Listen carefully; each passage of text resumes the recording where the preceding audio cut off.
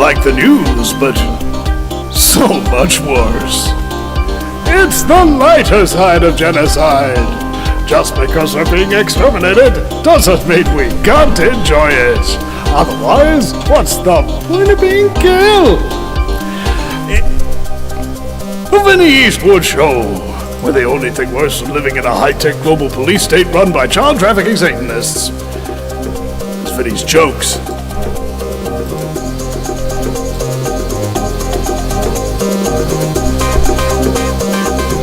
You see, this beastly, ghastly show has been exposing our scumbaggery, which we call necessary.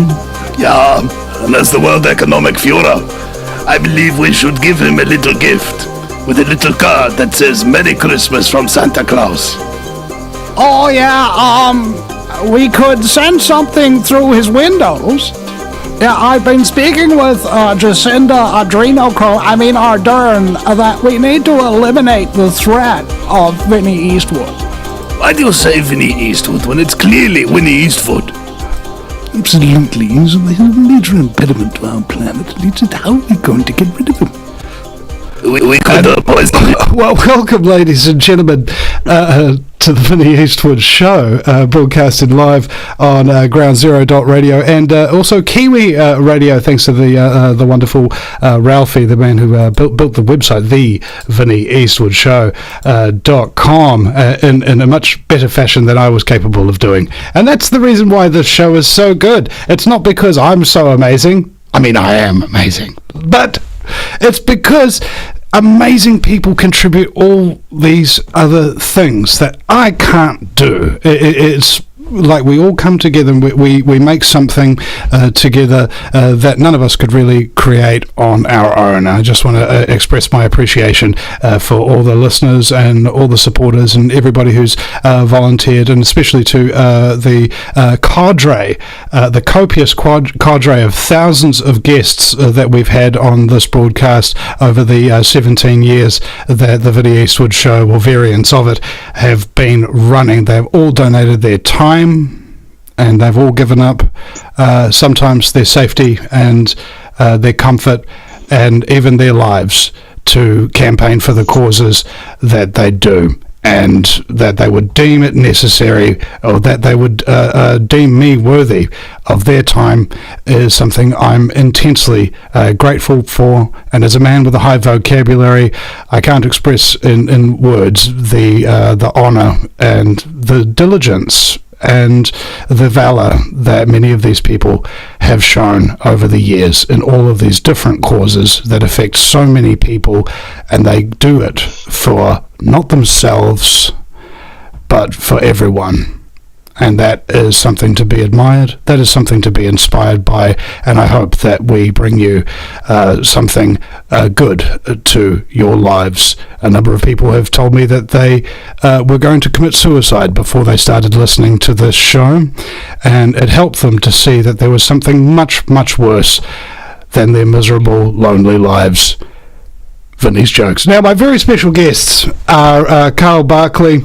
And what's your name there, bro? It's David Trotter. It's David Trotter as well. You have to forgive me. We are putting the show in the last second, as we often do in synchronistic times. So you'll have to forgive me for the earlier part of this broadcast if there are some technical issues for those of you listening at home. Now, without, as they say in Palestine, further ado, gentlemen, would you like to introduce yourself? David, you go first. Just tell us a little bit about who you are and what it is you do. Okay, thanks, Vinny. Okay, I'll keep this brief. I'm 68 years old. I'm retired, obviously. Some of us are, some of us still work. But yeah, over the past, since August 2022, I have diligently recorded the incoming fuel deliveries that come into New Zealand from wide and far away places. I keep records of that, and it does go up on the website every day. and also goes at the Telegram channel. That's basically where it all goes first, and then it goes up to the website of my name, davidtrotter.co.nz. It used to be Marsden Point News Radio, however, it was a bit of a mouthful all the time, trying to sort of rehash things and redo things, so I just put it in my own personal name. So that's what I do there. So basically I do this every day and have done since then. I set for a short break at one point, maybe 2 years ago. But yeah, you'll find lots of information there. All the charts, all the graphs are there, explaining, where our fuel comes from. And it's good to keep a watch on them, because I mean, since the closure of Marsden Point, New Zealand's only oil refinery, we've been relying on fuel coming from, goodness, lots of faraway places. If I run through this, you're looking at Japan, Hong Kong, you've got Noumea, Onsan, Korea. Mostly it used to be Korea, Singapore. Just looking back in December, there was 9 vessels came in from Singapore, 1 from Japan, 2 from Hong Kong. Go back to January this year, we actually had a vessel arrive all the way from Suhar in Oman. Now that's in where the Arab Emirates are, so Suhar in Oman. And just last week, 2 weeks ago, I think it was, we had one arrive from Sri Lanka, of all places. So it's it's always a bit of okay, where are we getting fuel from this month? It used to be, Malaysia. The odd one used to see the odd vessel coming in from Japan and China. Yeah, they're still coming in, but just not as frequent. But it's mostly been Singapore and Korea. But as I say, it's other places now are starting to show up. And a lot of the vessels that are coming in, they're coming in for one fuel delivery only, and that's a bit of a worry. And normally, when a tanker comes in, if it's doing Taronga, I'll do Taronga, Napier, Wellington, then maybe up to New Plymouth, and then go for the South Island. It's normally coming into Christchurch, Port Lyttelton, then it do Timaru, Bluff, then back up to Dunedin. Dunedin always being last to take deliveries of fuel, because it's a very shallow berth. There's a sandbar in the channel where the tanker has to go through, so basically they've got to drop most of the fuel off before to get the vessel up out of the water. So that's basically what goes on. Other Marsden Point, the vessels that arrive in there are twice the size. They are too deep to go anywhere else. They're too large. There's not another port that's deep as Marsden Point. Marsden Point needs a vessel. Basically, one vessel will last Auckland, Northland region 11 days of fuel. That's it. So it needs a constant supply of fuel, which it always does have as well. So it's pretty they're pretty regular up there because of their consumption. Wellington, normally Wellington takes in like 3 tankers at a time, a couple of times a month. You've always got one after the other. They normally come in 3s.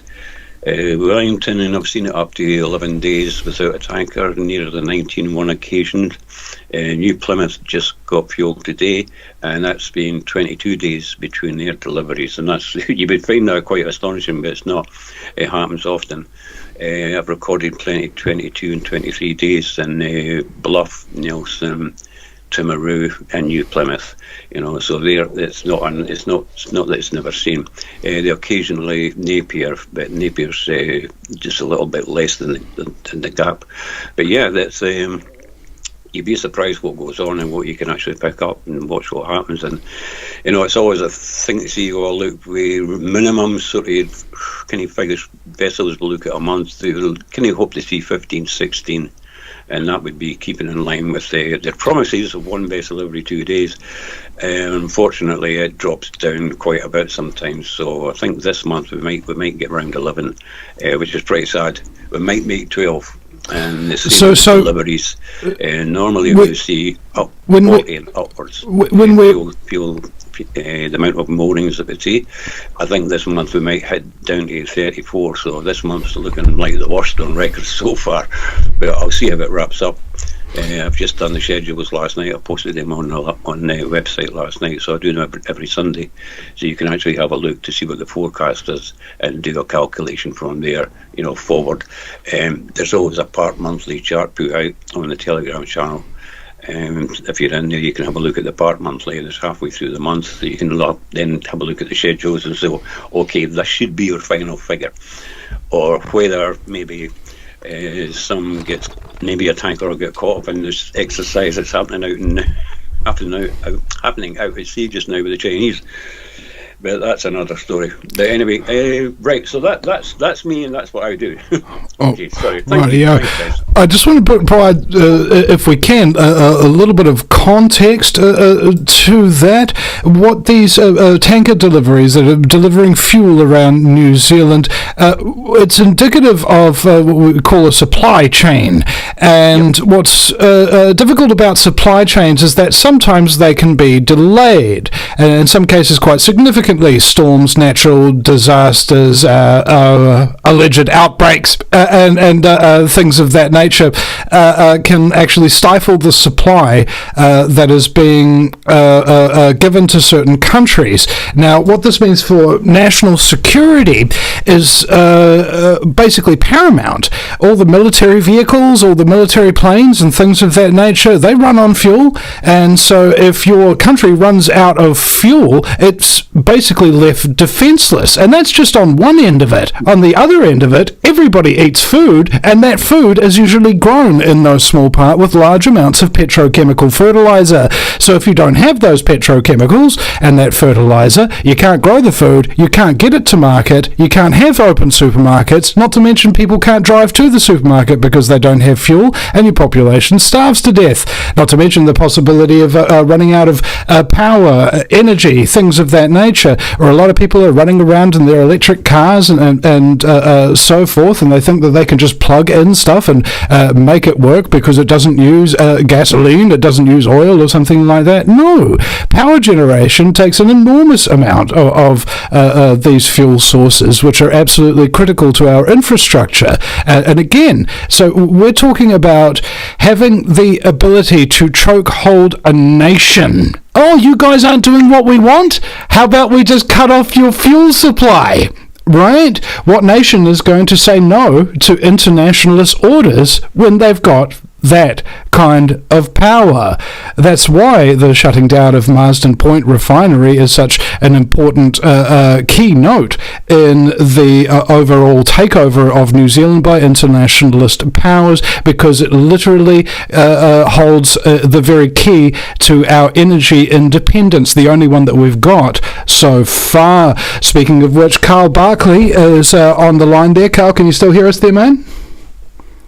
Yes, I can there, Vinny. Can you give us a breakdown about this recent article that Christopher Luxon, the current Prime Minister of New Zealand, was mentioned in, where the Marsden Point Refinery was brought up, and he floated ideas of perhaps creating a new refinery? What do you make of this?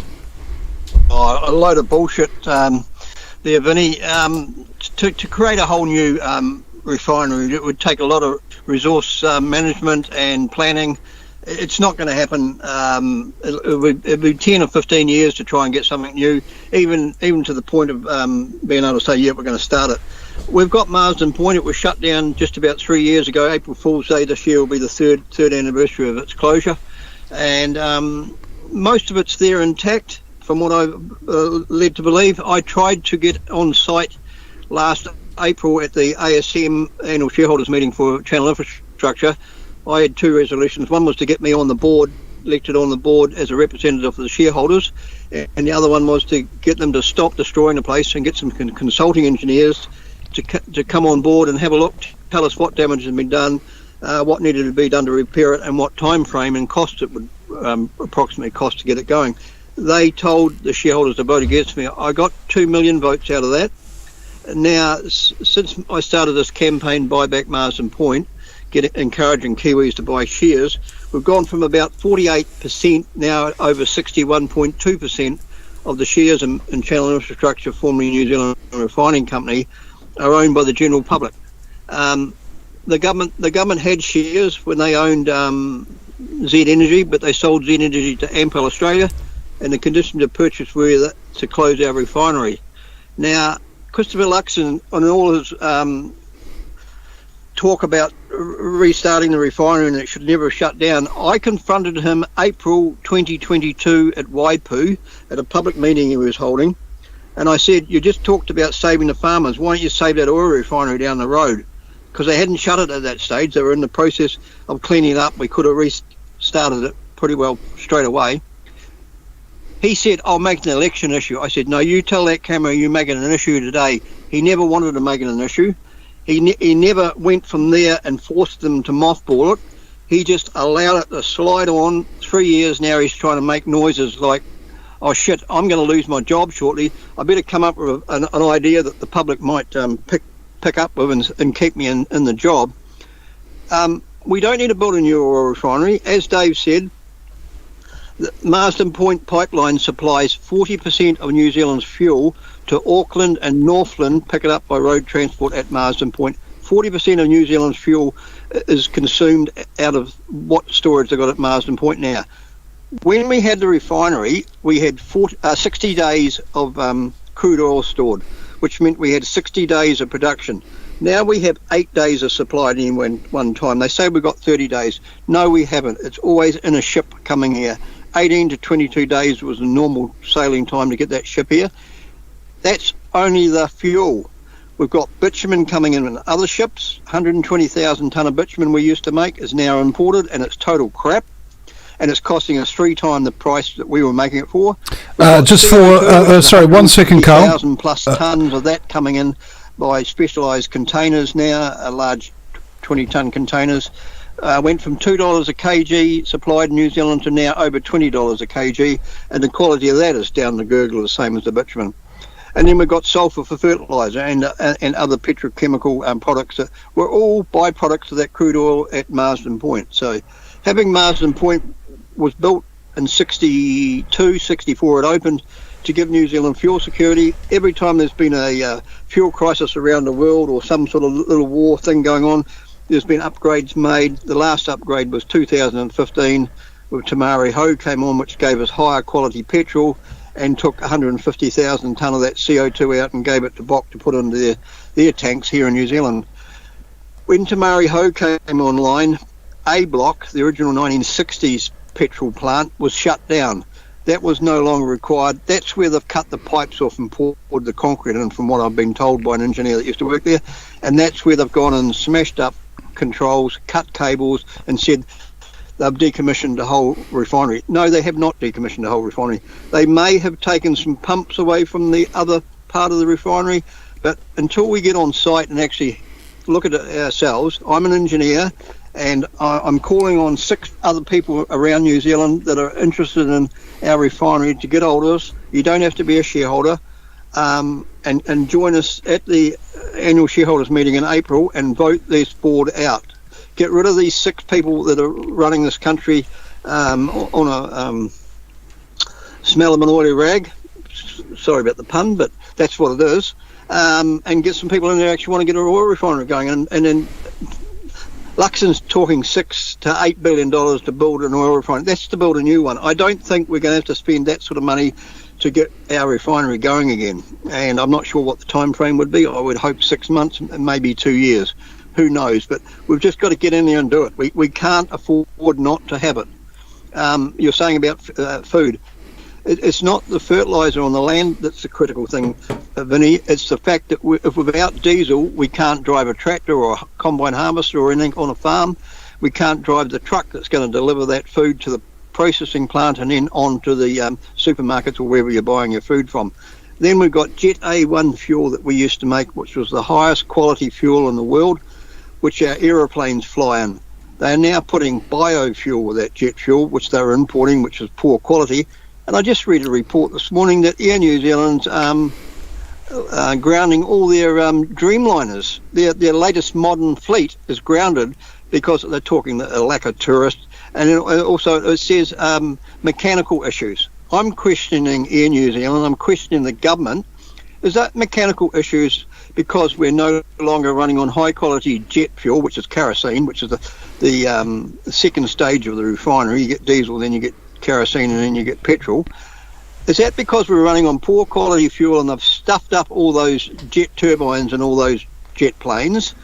And is it also the fact that they're adding this biofuel, which is contaminating that good jet fuel as well, which is not good jet fuel anymore because we're not making it here anymore? When we were running, they used to bring planes into New Zealand that were going to Australia come over from Europe. They would land in Auckland to fill them up with jet fuel from Marsden Point so they could fly back to the other side of the world. They'd fly to Australia and drop the rest of the passengers off.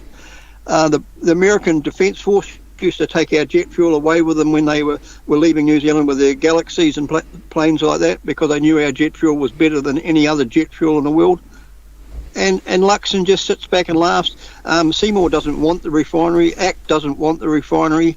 National Party, the people in the party may want the refinery, but I don't think their leaders do. They're talking about biodiesel and sustainable aviation fuel coming out of Marsden Point.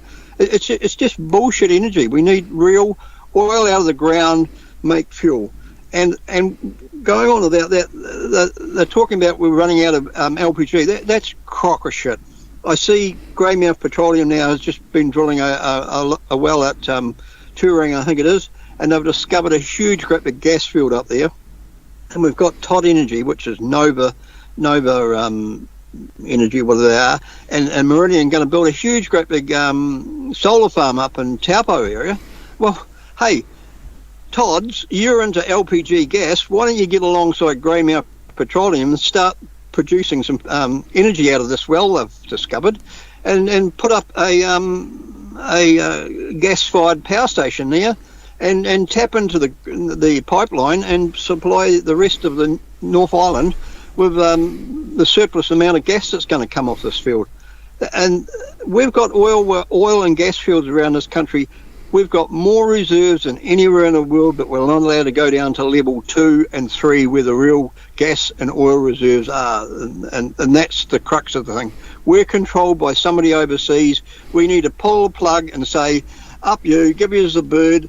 This country can survive on our own. We don't need, we do need exports, but we don't need exports that are holding a knife to us like the Chinese are. And the government's too scared to say anything in case they pull out on us.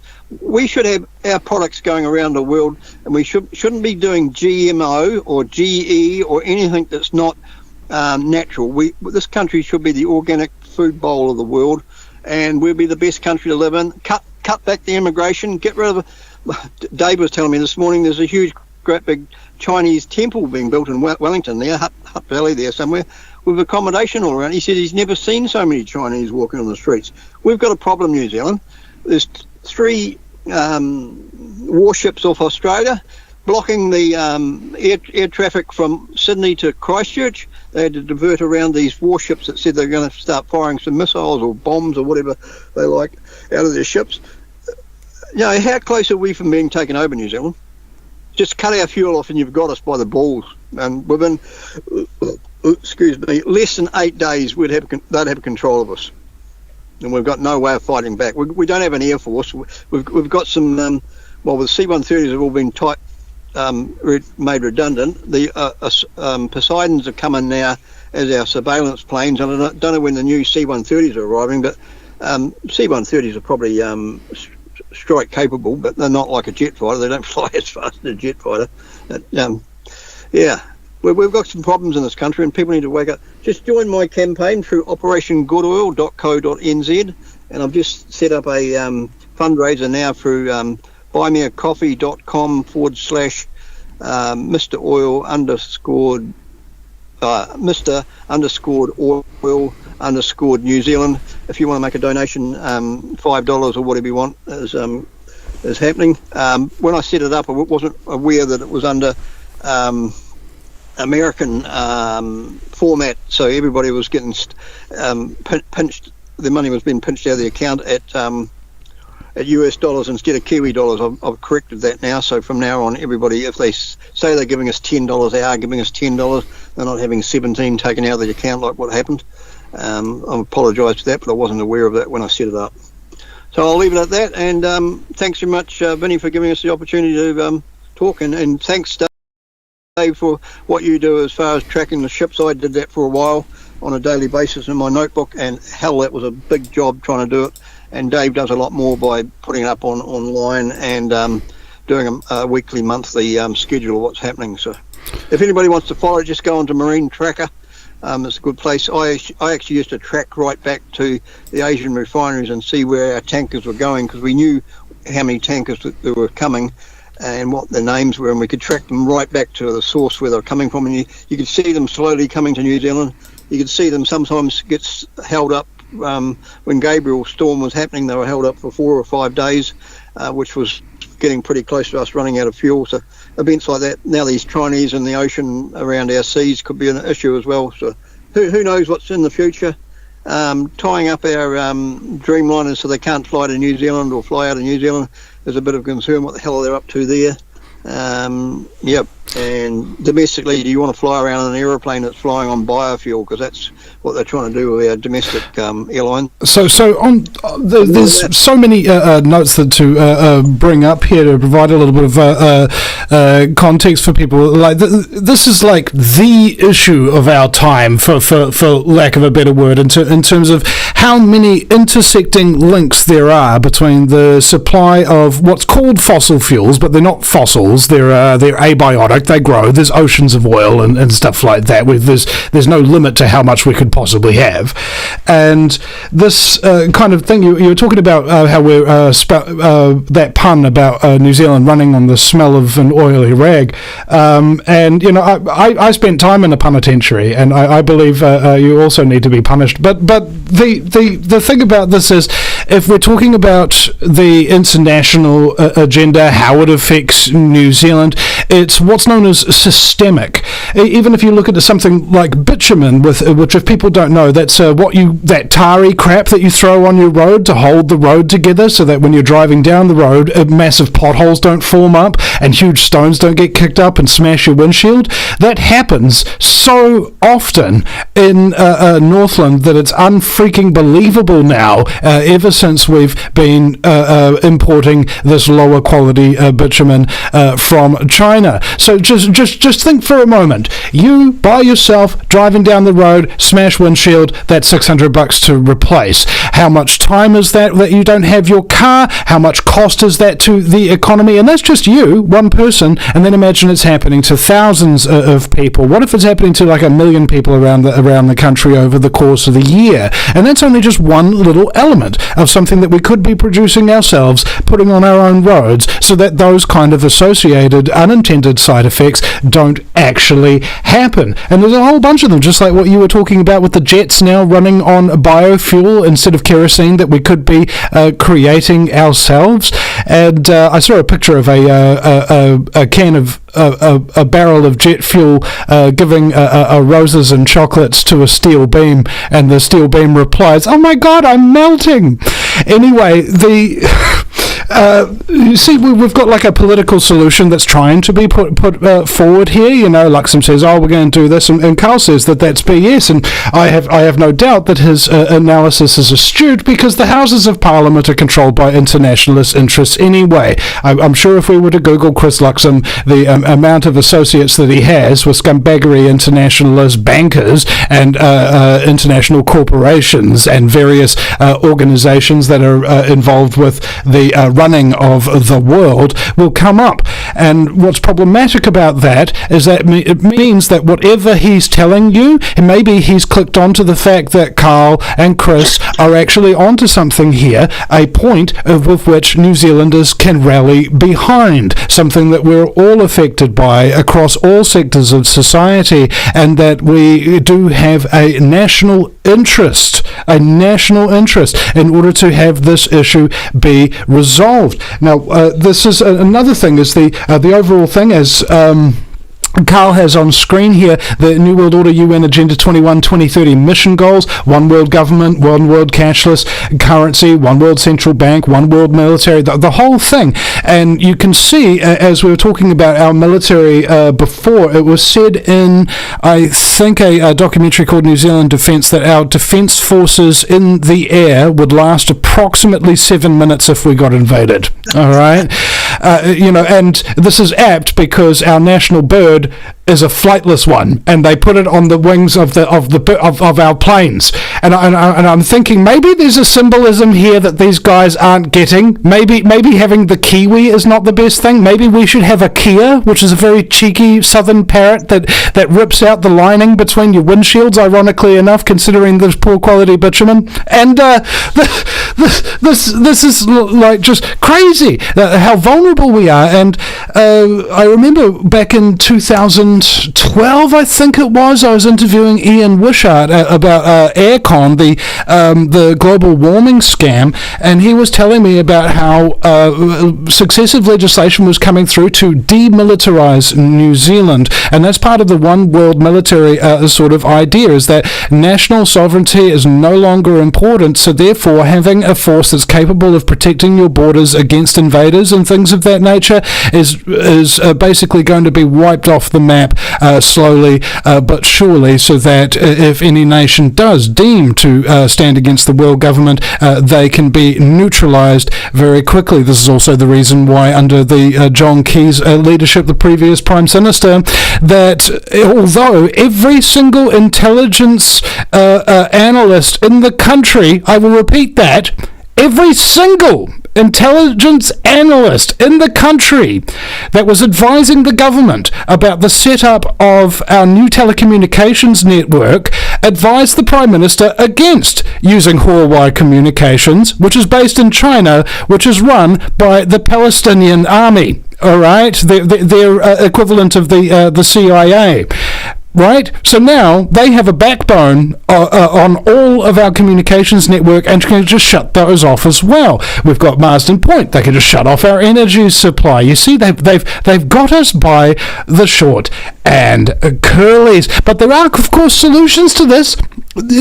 I remember, I think it was Tim Shadbolt's son was protesting his own father, protesting him selling out to big oil and big coal. And it turns out that there's a shockingly large amount of oil in what's known in New Zealand as the Great South Basin. It could provide oil to for New Zealanders for thousands of years or something frickin' ridiculous.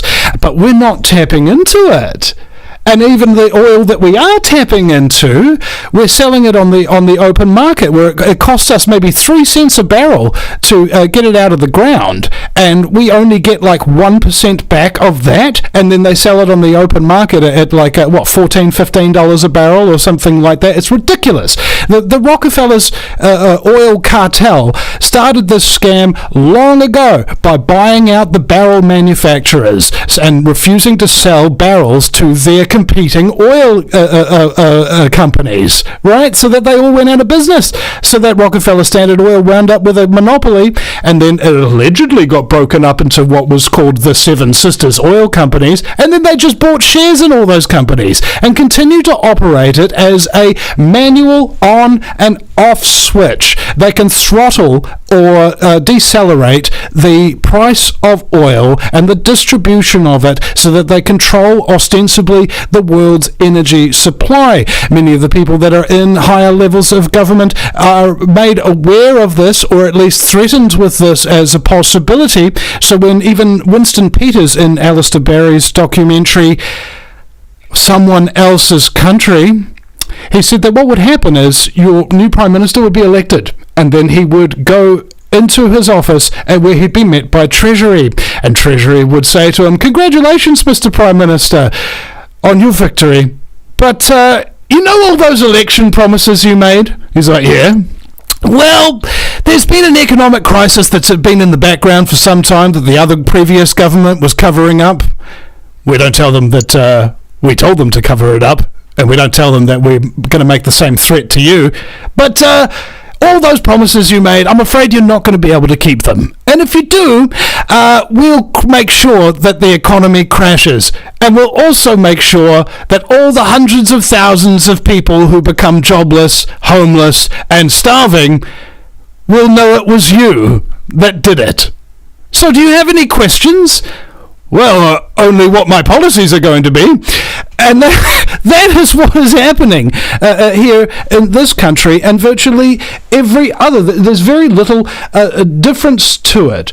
The oil companies themselves own these alternative energy providers. They own the wind farms. They own the solar panel generators. And the thing is, to make those not only takes oil and petrochemicals in order to create them in the process, but many other resources, rare mineral resources that require the strip mining of the land, the destruction of ecology in order to acquire so that you can save the environment. It's freaking brilliant what they have done. Brilliant! Hey guys, we've polluted everything and it's really terrible, but we've got these alternatives that are even way more terrible, and we're going to brainwash you all into thinking that that's the way that you're going to save your life, when the reality is you're going to be driving around in all these electric cars with the catalytic converters going 24/7, irradiating you with dirty electricity and giving you cancer. That'll help to save the planet. You see, these people are freaking brilliant, and most people don't have even the mental faculty to be able to figure out what they're talking about, let alone do anything to stop it. Karl and David here, they've got some ideas about that, and they're not happy about that. And they represent a side of New Zealanders that has been, for many years, it seems, almost forgotten about, and given very little media coverage, and not be given the public status that perhaps their ideas and initiatives should have. This is not an accident. I mean, look at it this way. The New Zealand Defence Force has basically cargo planes that they can fight a war with. The Chinese and the United States have like equivalents to, say, the F-21 Raptor, which can fire a missile at you from 700 miles away. Okay? And you can't outrun it. All right? We're sitting ducks here, people, and unless we recognize this fact, we are not going to survive the next few decades as a free nation, and it would be actually quite naive to assume that we currently are one. What we're really trying to do is free our nation and reclaim back that which is rightfully ours. We can't freely talk to the politicians. I sent them emails this morning and I got back messages from them all saying that the Parliament security is intercepting and won't send the messages on. And also it's very hard to try and talk to mainstream media to try and get what I'm trying to say out to the general public. 6 people is all it needs to turn this oil refinery around. 6 directors, and plus myself, will turn this oil refinery around and get it going again. I need some people that are in the industry of using fuel, contractors, whatever else, people in the transport industry, people in the food sector that need fuel, people that need CO2. CO2 is used in a hospital. When they cut you open and they sew you up, they use CO2 to sterilise the inside of your body before they seal it back up again. CO2 is used to put the gas in your beer to make it fizzy. CO2 is used to freeze your chickens and your frozen veggies to make sure there's no bugs in there when they seal those bags up. CO2, dried ice, is used. All sorts of things. Fire extinguishers are CO2. CO2 is not going to kill you unless you're in a room and that's all you've got, because CO2 in the atmosphere is 0.04%, which is 400 parts per million. And guess what? Your body breathes out 95 times more than that at 38,000 parts per million in every breath you breathe, and you breathe 12 to 20 times a minute. So are we the problem because we are producing the CO2, the nasty gas? The more CO2, those green trees out there love it. They grow bigger and better. So I need 6 good people to contact me as soon as they possibly can. My email is csi@hotmail.co.nz. I don't want any woke green people. I want people that are serious about getting this country going again properly. There's 5 million people here. Surely we can't shouldn't have trouble finding 6 good people. 6 to 10. 10 would be probably a good number to have. And they're only going to be directors in this refinery. They're not going to be directors around the table of 5 or 6 other companies. They're going to solely be concentrating on this refinery. Indeed. Let us hope that there aren't any countermeasures, and that's another thing that I urge all activists to really understand, is to be prepared and have a plan when things don't go to plan. You know, there's things, for example, that are legal and done in a proper way. Don't be so sure that things that are legal will be upheld, that things being done in a proper way is what's going to occur. There are all sorts of tricks and tactics and little wiveries and delays and things that can happen, especially in a country as corrupt as New Zealand. Now, people might say, oh, what are you talking about, Vinny? New Zealand's not that corrupt. Wrong! Okay? That's what they did at the refinery. Last year when I stood for the board, they didn't tell us. I stood up with this picture of this crude oil tanker sitting at Marsden Point. I says, what's this crude oil tanker sitting here? It's been here for 3 or 4 days, and it's got loading. It's not unloading fuel. It's loading up contaminated fuels and stuff. They said, oh, it's just picking up the last of the residue from when they cleaned the refinery. I said, what? 2 years on, you're still getting residue. I said, you're picking up contaminated fuel. Guess what happened? The next day after the annual shareholders meeting, I went looking for information about the shareholders meeting, and up popped 2 documents. The first one said we're going to have 11% loss of earnings year on year for the shareholders, and then when I went to print it off, another one pops up, and it says, oh, we just built this storage facility for a customer, costing us, the shareholders, $12 to $15 million to store contaminated fuel and oil for him to export it overseas, whereas the refinery would have refined that. We weren't told about that at the ASM. Then just recently they had a $50 million share float, and that's gone awry because they reckon it's been oversubscribed and they're supposed to be giving us back our money and taking the shares off us, the extra shares. The $50 million was to go to Fletcher's to build a storage facility for bitumen to import. Higgins are going to import it. Higgins and Fletcher's are the same people. It wasn't put out to tender. We weren't told we were building this storage facility that's going to cost us $50 million. And now the chairman of our board, Channel Infrastructure's board, James Miller, is now on Fletcher's board. And the kicker is, our secretary lawyer for the Channel Infrastructure that's been there since they set up Channel, since they closed the refinery, Chris Bogue, something like that, he used to be the lawyer for Fletcher's back in 2020 when they lost quite a sum of money. So you see how corrupt it is? And they sent us a 5,500 shareholder register. The last ASM we wanted to contact them. There was no email addresses. We just had postal addresses. It cost us about $3,000 to post out letters to a good number of them, informing them about what was going on. But then we found out those addresses were old. We got about 100 back saying no longer at this address. So we're struggling, people. We need contact with shareholders. We need contact with people that have been former shareholders. We need contact with people that actually seriously want to make this happen, because Winston Peters is not going to, Shane Jones is not going to, and definitely Luxon and David Seymour are not going to make this happen. It's the people of New Zealand. It's a publicly listed company. We, the public, now own 61.2% of the shares in Marsden Point Oil Refinery.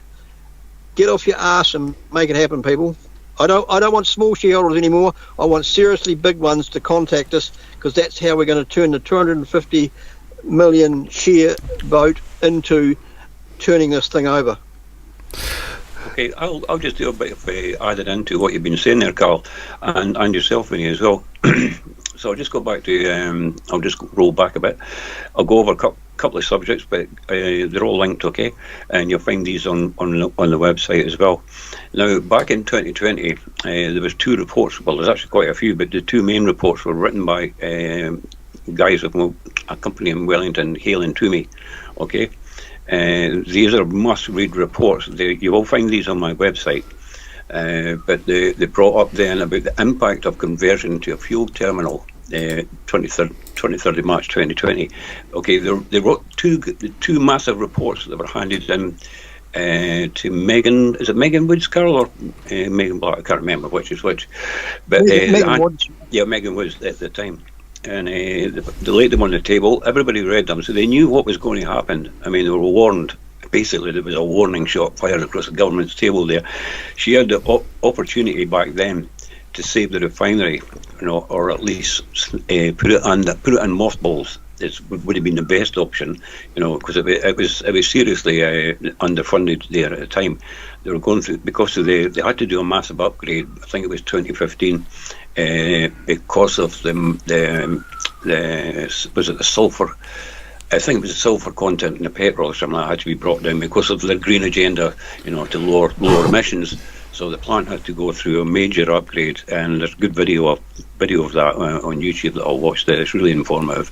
But anyway, they brought up about the impact of conversions to a fuel terminal only instead of a refinery.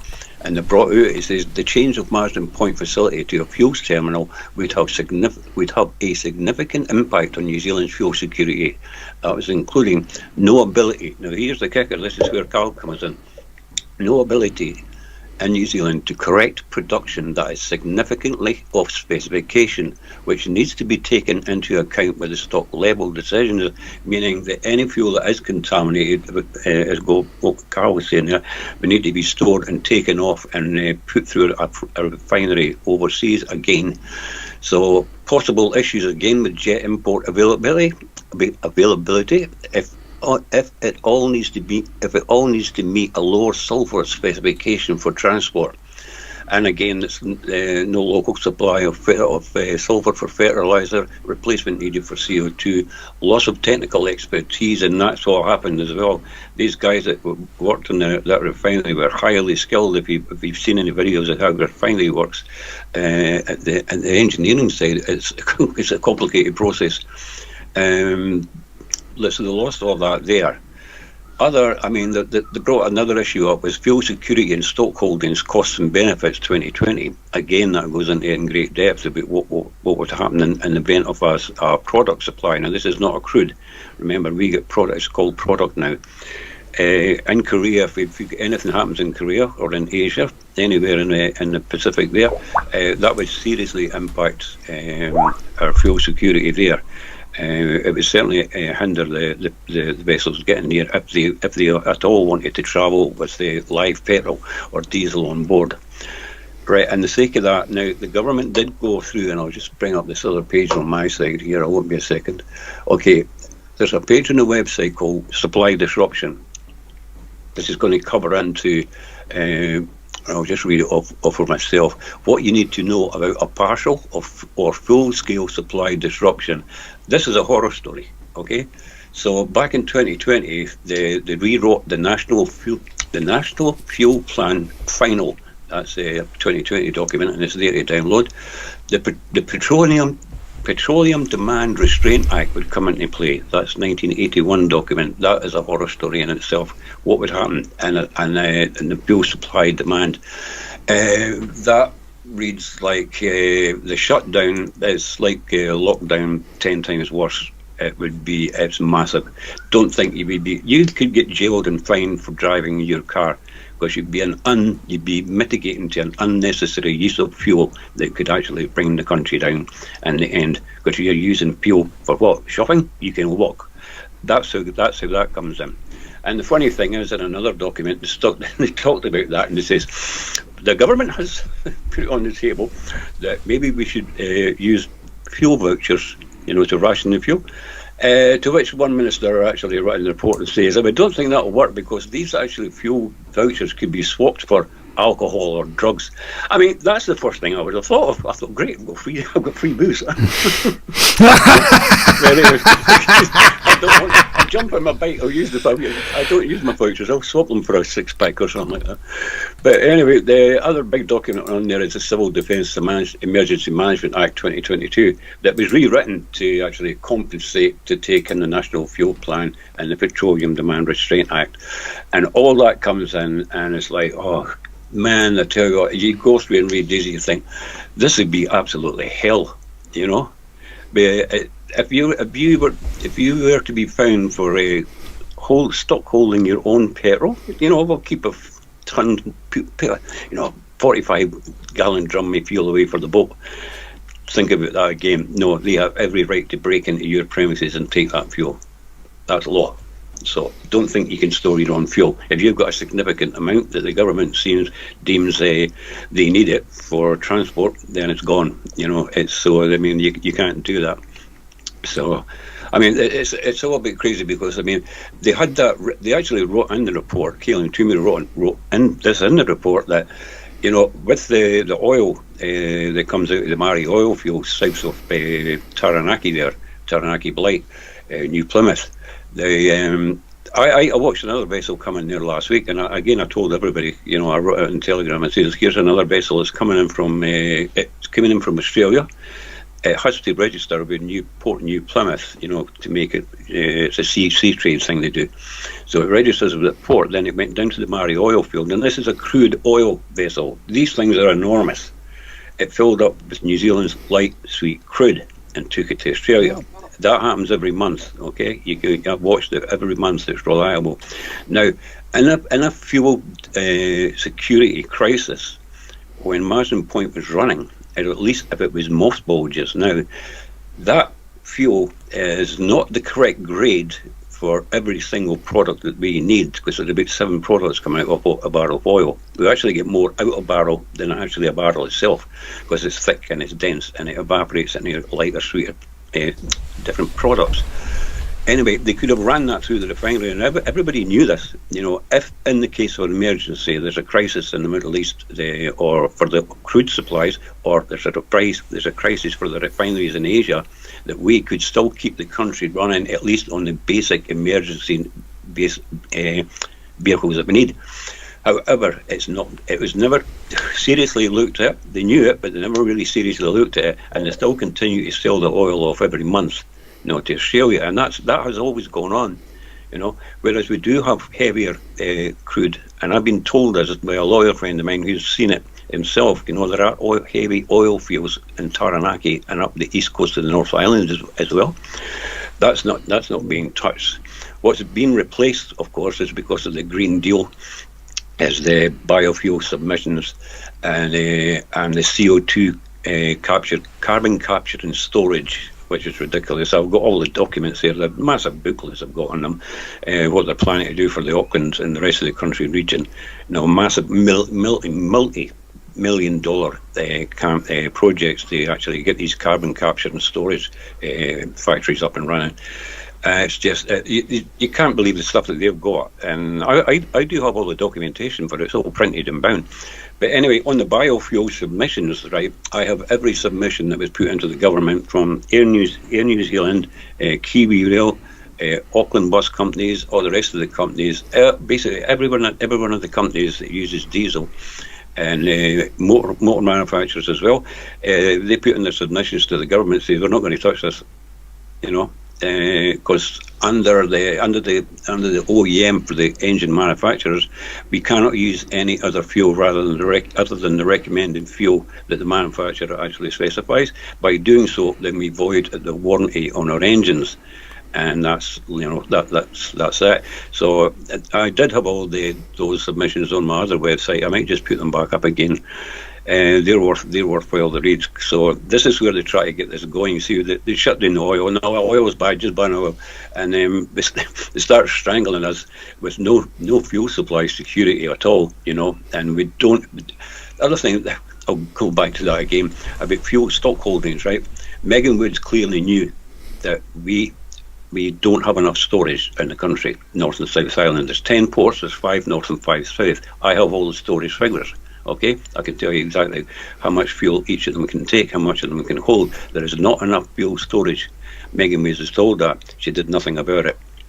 You know, that is another step that was well pointed out there back in 2020, before they actually shut the plant down. So for 2 years they knew this, and they knew the situation that we could end up in should there be any disruption in the Middle East. It's definitely they've taken it and they've just left it as it is. And I'll just finish up the night. I just did the fuel schedules last night, and it's looking really iffy. It's like this is falling apart. It's no longer as stable as what it used to be. Like the wheels are falling off the bus, you can say. It's just like, this is not looking good. The dates are too far. I mean, the South Island's just been empty. It's finally got a ship coming in today, and Port Littleton, but the rest of it's just been since the beginning of the month. Beginning the first few days of the month, it's just sitting there dead. It's becoming more frequently like that, and it's just like, okay, this is not very reassuring. So that's what's going on. I'd like to make a note on that, just briefly. Just briefly, Karl. Go ahead. Sorry. What was that, Karl? Go ahead. The storage facilities at Marsden Point gave us 14 days of production. We had 60 days of crude oil, and we had lines of tanks. One was full of petrol, diesel, and jet fuel. They were there 1 day, 2 days, 3 days, 14 days out. They were watching them. They were blending them up and down. They settled down. All the contaminants settled down.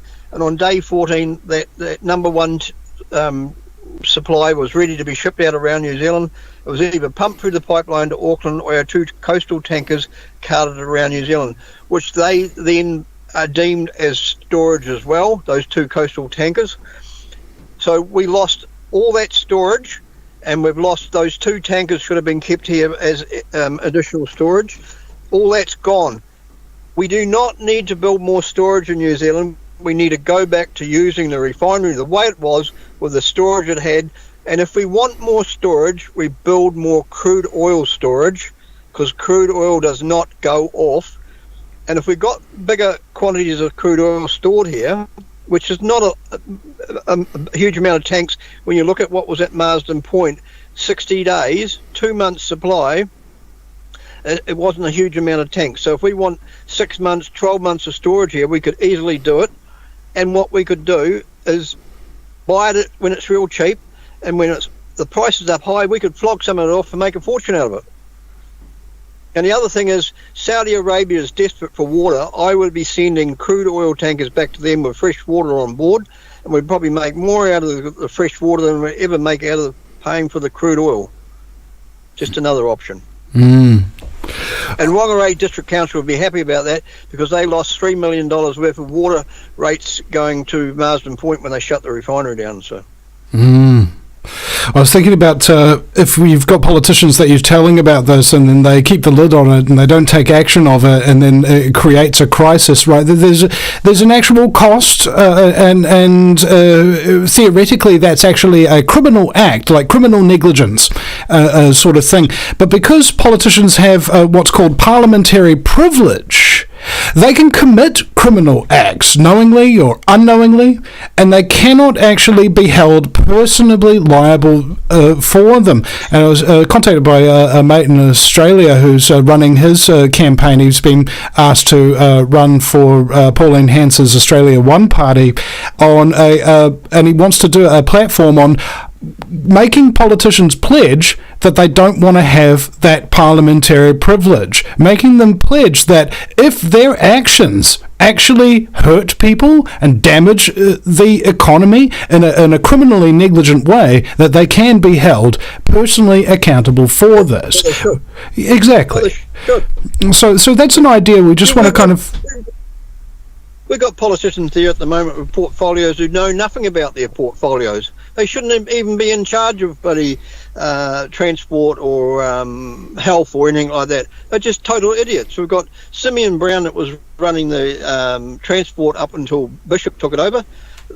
They just don't want to communicate with us. By not communicating with us means that they don't know what's going on. They know what's going on.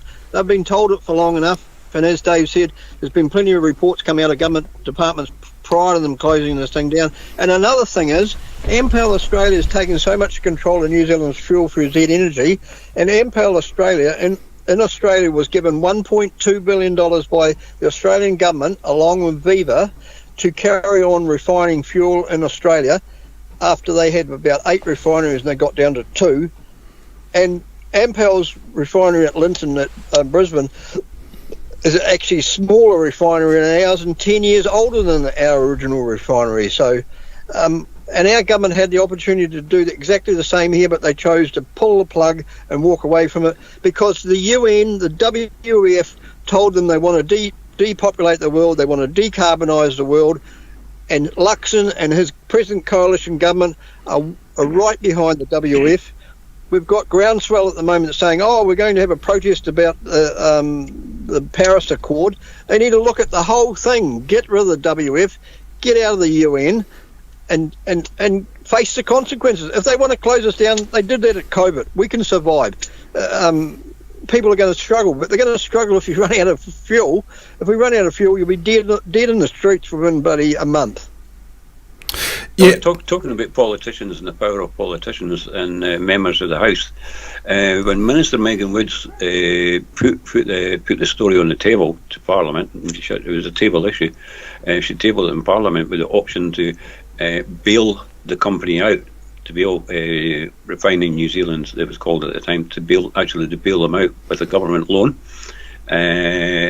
Enough to suffice enough to get them through the period until they started to make a profit again, and then you could actually drip feed it back to the government without interest.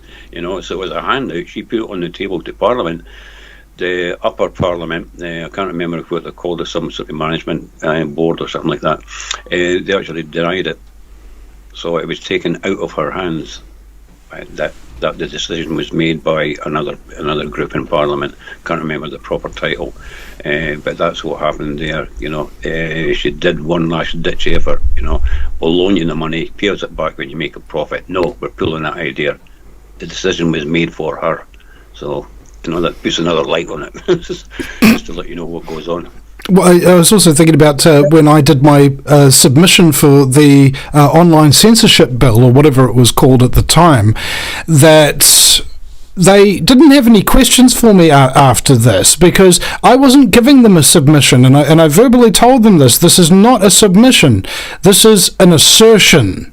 Okay, it is actually to truly uphold and stand up for your rights, and that's what's really difficult about the word magic and the language they use. That's why it's called spelling, because words are magic. There are frequencies embedded with the pronunciation, tones, and everything like that can lull people into a trance-like state, make them misunderstand and have no idea what somebody else is talking about, and then they hear people like us talking, and it sounds like gibberish. I say Marsden Point Refinery is very key to our international cooperation, our ability to defend ourselves and supply ourselves, and all they hear is they don't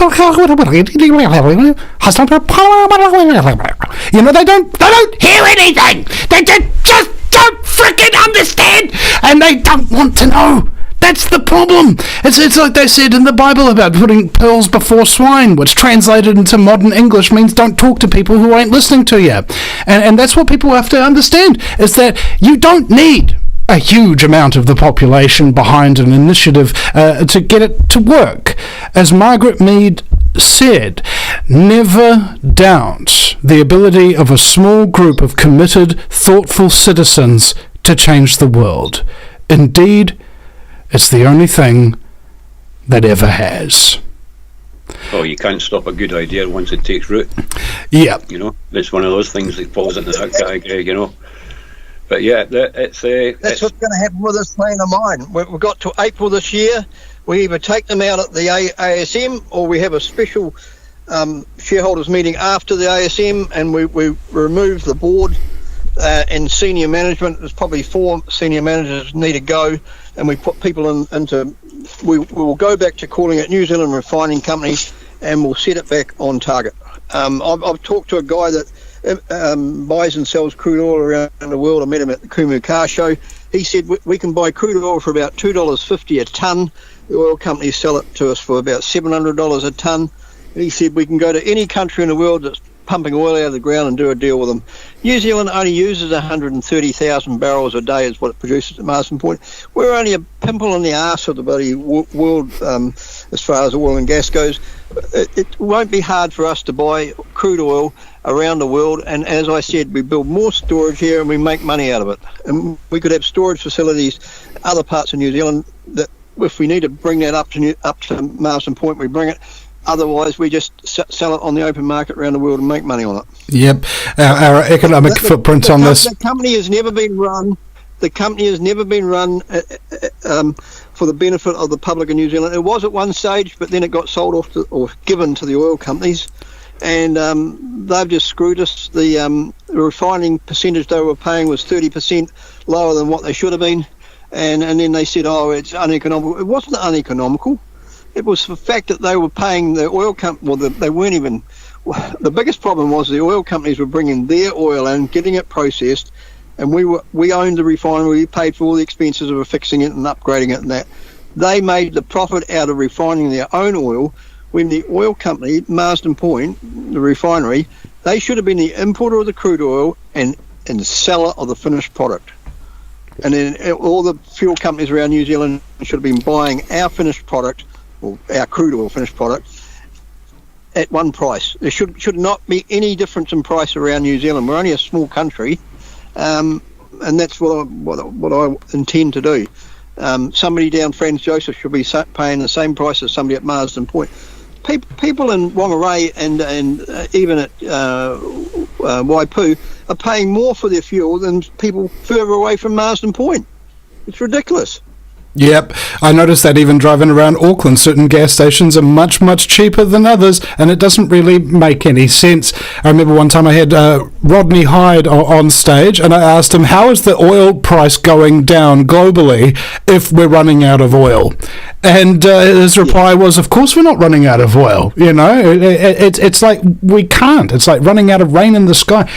So in certain oil-rich countries, you can fill your car up for like a couple of bucks, like maybe like $2-3 or something like that, full tank of gas, a few cents a litre. Imagine. All right, so just put this in your mind just for a second. Imagine there's one person with virtually no resources. All the electricity that he has to purchase is really expensive, and all the fuel he has are really expensive. So there's only so far he can travel, and there's only so much he can earn because he has to pay for that travel time in order to get to work and back. And then imagine that he has infinite energy, infinite fuel, at virtually no cost. Imagine where he could go. Imagine what he could do. Imagine how far he could get. That's why they don't want us knowing the truth about oil and energy and all of these things, because people who can do that, who have virtually limitless resources, are dangerous to a system based upon collectivist control. They shut down all our manufacturers in New Zealand over the last 20-30 years, and that's driven all our manufacturing off to China. All we're supplying them now is raw products. We're not even processing meat like we were when we were selling it to the European supermarkets. We're selling China 5 cuts out of a carcass. It's bloody ridiculous. We've got logs, big logs, good logs going offshore to be made into timber, and now we've got a pulp mill that was making pulp and paper mill up in Kara closing down with the loss of jobs. When the outfit that owns it now is just going to make pulp and export the pulp.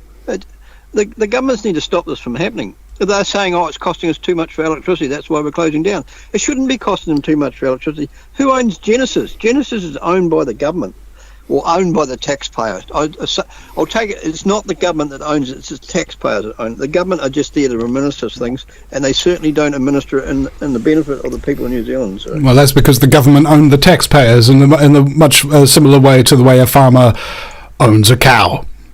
To be milked and then slaughtered and have your skin sold off. What is the difference between a taxman and a taxidermist, they ask, is that the taxidermist leaves the skin. Yeah. What's the difference between a porcupine and a carload of lawyers? I don't know. The pricks are on the outside of the porcupine. I'll add in just a late word on asphalt and bitumen. Okay, as I do, periodically, well, weekly, actually quite often, have a look at the 10 ports around the country. See what's on the list. See what is on their listing, the vessels that are arriving. Logs is just everywhere. There's just, wow, the amount of logs that got to move around this country is just incredible, and they all go overseas. But other than that, a couple of times I picked up, I think it was December and January, 2 vessels of one was listed bitumen, one was listed asphalt, arrived from New Orleans. Good old American-made bitumen for New Zealand roads. And you've got to ask the question, how much did that cost? What? You ship it in from where? Yep, New Orleans, mate.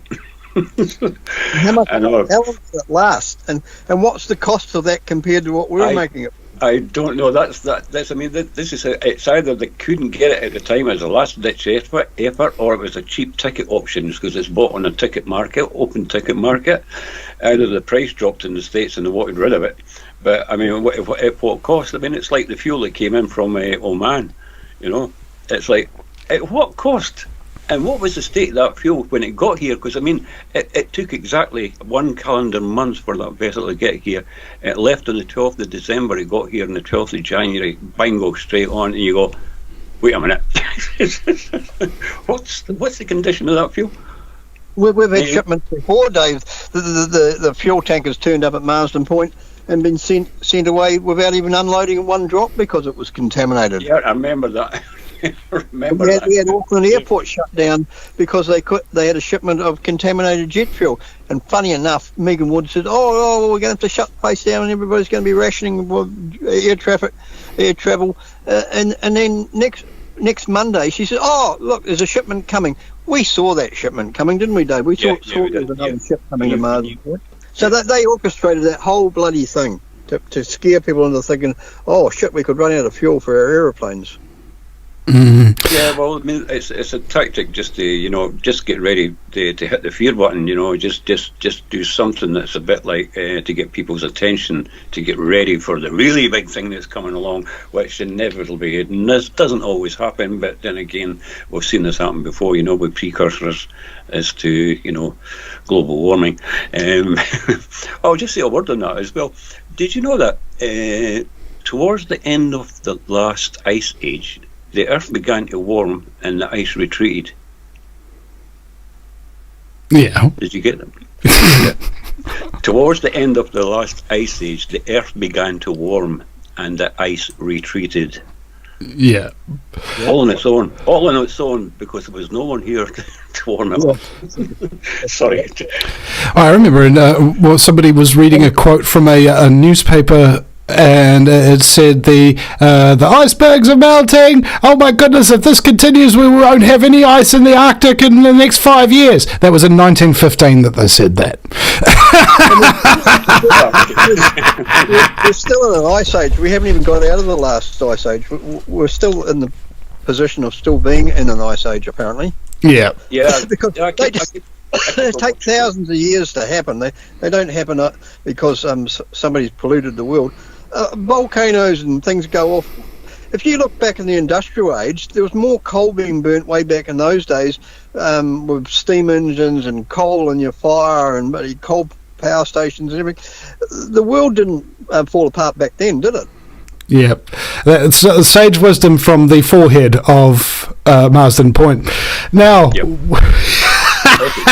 Yeah, I get it. Just stick to Marsden Point. I fully support what Karl's doing and what he's been doing for the past, nearly 3 years now. Is to get that refinery back together, because without it, any crisis overseas anything happens on the ocean, stuff like that, as you're saying, like natural events, delays that would cause delays would cause us with a bit of disruption here that I don't think we'd be able to, a lot of people wouldn't be able to handle, it just wouldn't survive. They started on petrol rationing. It's about how long does it take, how long did the rations last before the actual rations run out, and it comes to a full stop, should anything happen internationally.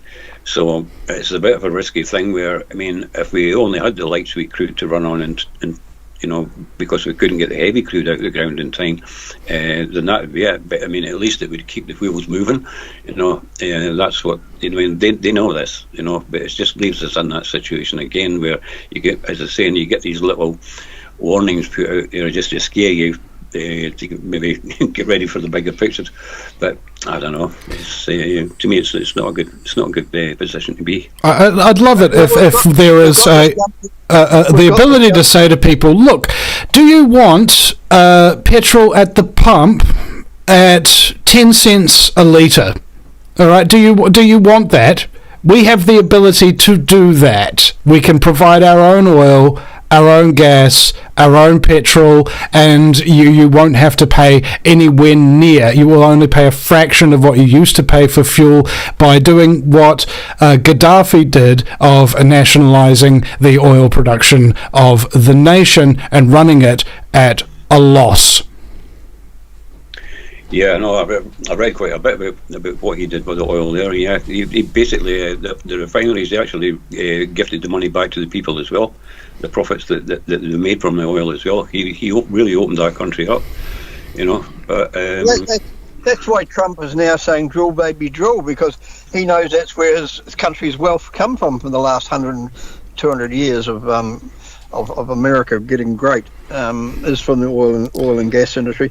Same in this country. It started with coal in the industrial age, and then it became oil in the 60s. That's when Marsden Point was built, and for 60 years we had a refinery, and it's only 3 years ago that they shut it down, not because of the fact that it wasn't working or it was uneconomical, the fact that they wanted it gone, and the WF wants it gone. Same as this WF is now, our government is encouraging GMOs and GEs, and now they're talking about building a couple of mRNA factories in the South Island.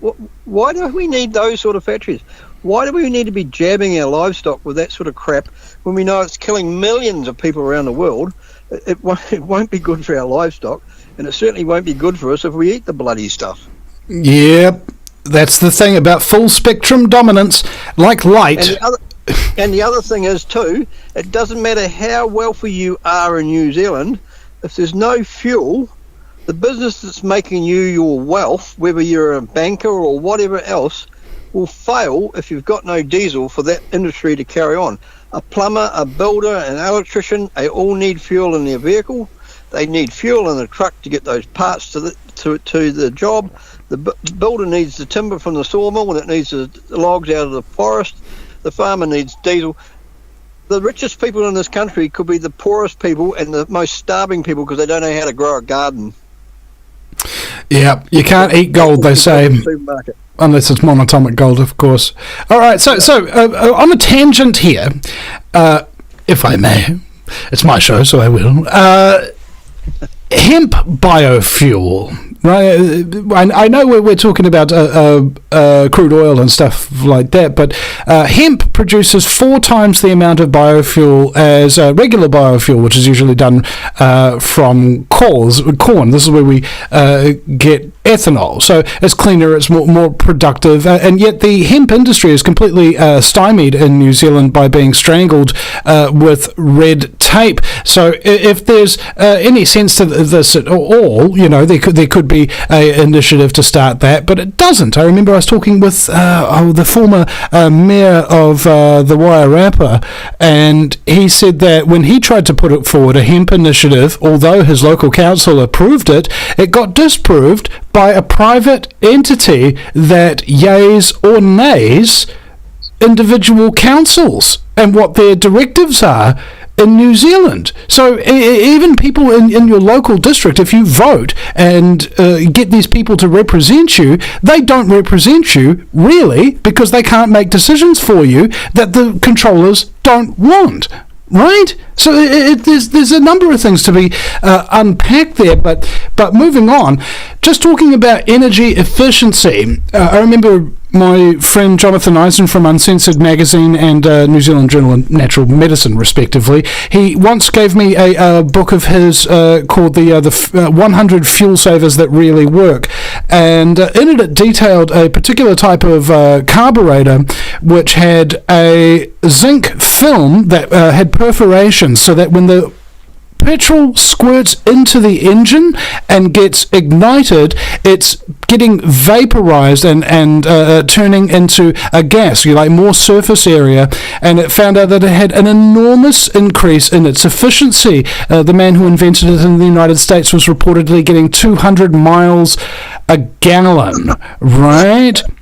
So the fact, and this was like in the 50s or something like this, they even used water as fuel in the P-51 Mustang during the Battle of Britain to give them more power, because they were able to run through electrolysis a current through that water to separate the hydrogen and the oxygen to turn it into what's called Brown's gas, which is a very, very powerful fuel source that can be derived from simply running a little bit of electricity into water, right? So the fact that we are talking about energy independence, yes, while oil is absolutely crucial, we would be remiss if we didn't at least let people know that there are solutions to make that oil significantly more efficient, and in some cases maybe even phased out to a large degree, with alternatives that do not require necessarily so much quote-unquote environmental impact. And these green these watermelons, if I may borrow James Dellingpole's term from England, these watermelons are green on the outside, but they're red on the inside. Okay, the whole idea behind freedom is that I don't know what's best for you. I just want you to live your own life, so long as you don't hurt anybody or damage any of their property. These people who hold oil at a bottleneck, who brainwash people, including the children, with this environmentalist extremism rhetoric, they're not environmentalists anymore. They're just communists, because environment means everything that you are surrounded by and encompassed in. Okay? They are everythingists, which means they want to control absolutely everything. You want to go to Whangarei to go see your daughter, Vinny? Well, there's going to be some carbon credits associated with that. You only got halfway there, Vinny, because your carbon credits rolled out? Well, you'll just have to sit there and wait on the side of the road for at least another 24 hours so that the daily allowance can tick over. Stupid bureaucratic crap, and what this does is it makes people go mental. And I think, I'm not joking here, and this isn't my opinion. All right, they've done studies that indicate that if you are of the leftist political persuasion, the communist, collectivist persuasion, the chances are very good that you have some kind of mental illness, as if it wasn't obvious in the first place. But the consequence to this, which a lot of these people don't necessarily recognize, is that even the people who don't believe in that ideology, if they are living in a nation which is dominated by that ideology, they themselves may start to develop mental illness. This was of particular concern in communist Russia, where an anti-communist would put on his communist uniform and go to work and pretend to be a communist and come home and then try to remind himself that he's not a communist, and developed, like many other Russians at the time, full-blown schizophrenia. Right? This is the thing. It's affecting us psychologically, spiritually, politically, economically, energetically, in every conceivable way that matters. And it comes down to the root word of resistance, the forgotten word, the word no. Oh, you want to take our energy independence, do you? No. And as Penny Bright told me, it's not the width of the stand that takes us. It doesn't matter how many things you allegedly stand for. It's the depth of the stand you take. How much can they push you before you move? Plant yourself like a tree and don't move. Gentlemen, thank you so much for your time today. Hey, one thing you said about hemp as a product to run a car on. Henry Ford developed a hemp car back when he was developing something new. He built a prototype. He built about 5 of them, I think it was. The tyres are made of hemp. I'm not sure if the windows are made of hemp, but it was running on hemp fuel. And DuPont come back and said, Henry, we don't want you doing this. You need to be buying our steel and our products. We don't want you doing something that's going away from our market. And that's why the hemp fuel industry never really got a chance, because poor old Henry, which was such a great designer and developer of things, never got the chance to actually make it go into production. Well, otherwise we agree, probably would have a hemp-driven, hemp-made car now. So now, to agree and disagree with you there, yes, that's one thing, but the reason why that actually happened is because DuPont, the Rockefeller Foundation, and a number of other interconnected families and organizations and companies hired a man that was called Harry J. Anslinger to make alcohol illegal in the United States. Why? Was it because booze was bad for everybody? No, it's because they developed a new kind of fuel that wasn't alcohol called ethanol, and they had to ban it in order to protect their oil interests from having any competition. That same man, Harry J. Anslinger, was later hired in the 1930s during the Depression to make marijuana illegal by the same people who realized that at the time whole bunches of new manufacturing techniques for the processing of hemp had been invented, and so they hired him again to outlaw that practice so that their textile industries, which they'd just developed new technology from their oil to create polyester and various other elements that we use for our clothing manufacture today, would have been outstripped, outlasted, and outperformed by hemp in every single conceivable sector. So what did they do? The same thing they did when Henry Ford found out about hemp fuel. They made it illegal because they don't like competition, and it's still illegal today because it isn't illegal for alcohol companies to donate money to political parties to prevent competition for their mind-altering substances, which cause 50% of all weekend homicides, shall we say, and 75% of all weekend emergency calls and accidents and things of that nature that are associated with alcohol, as opposed to the associations with cannabis consumption, which means you get happy, hungry, thirsty, and then sleepy.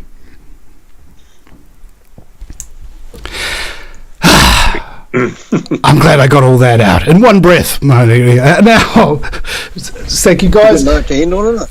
Yes, it is a great note to end on. And speaking of which, let us see in the chat room. I do have the chat room, ladies and gentlemen.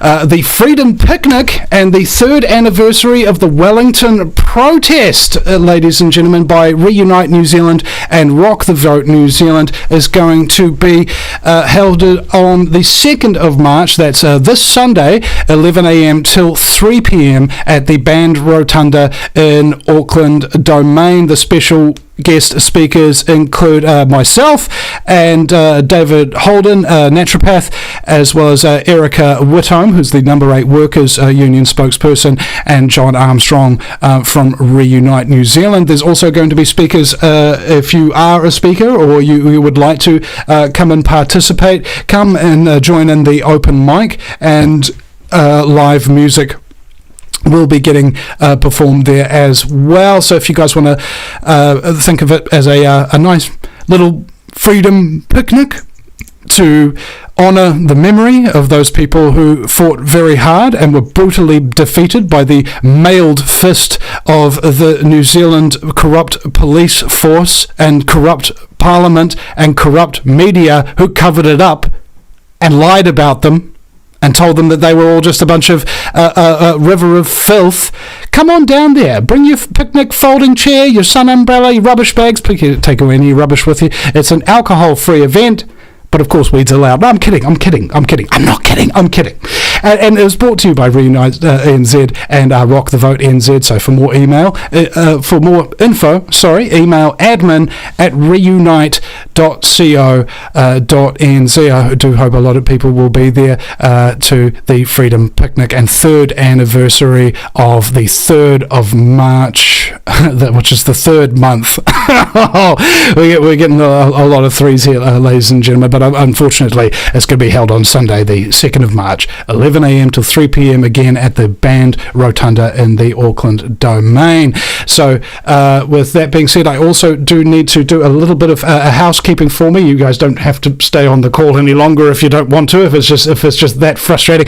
The Vinny Eastwood Show is a listener-supported broadcast, so it literally cannot work without your kind and generous support. And just to let you know, I have need of your support. The reason why I do this show is because it's the right thing to do, and it's called the peer-to-peer economy. The regular economy is when you make a product, you take all the risk, you put all the development, and then you market that product and you sell it to people in order to make a profit so that you can keep making the product and keep selling it. The peer-to-peer economy is when I make the product, I take all the risk, and I give it to you for free. And if you like it, and if you think it benefits yourself, or you think it might benefit others, and you have value for it, go to the VinnyEastwoodShow.com. That's Vinny with a Y because it's the most important question, and Eastwood, like go ahead, make my news. And go ahead, ladies and gentlemen, sign up for a regular automatic payment through either the PayPal, Kiwi Bank, or you can even become a Patreon alongside my longtime listeners and fans and supporters like Hyro and Amos, who, of course, is responsible for Amos Sown, which is news spelled backwards, and got a wonderful little broadcast there. And those boys, they came in and met me for the first time in person a little while ago, and it was it was very emotional. And we found out that DK Spiracy, who is adminning in the chat right now, looks like a cross between Ron Weasley from Harry Potter and ZZ Top. So we call him ZZ Weasley. All right, thank you very much, guys, for joining on the show today. And make sure you check out Karl Barkley and David Trotter, ladies and gentlemen. Guys, thank you so much for your time. Do you have any last important words that you must say and reminders for people before we end this, I guess, subversive broadcast?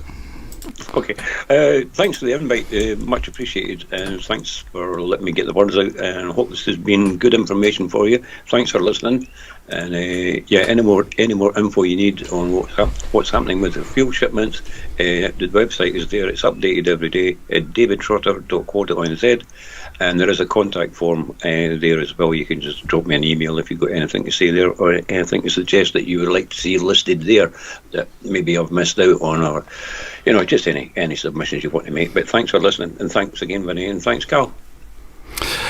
Karl, you're muted there, by the way, so you might have to unmute if you do want to make any last statements. Otherwise, just wave and just smile and wave, boys. Yeah, there I am, unmuted.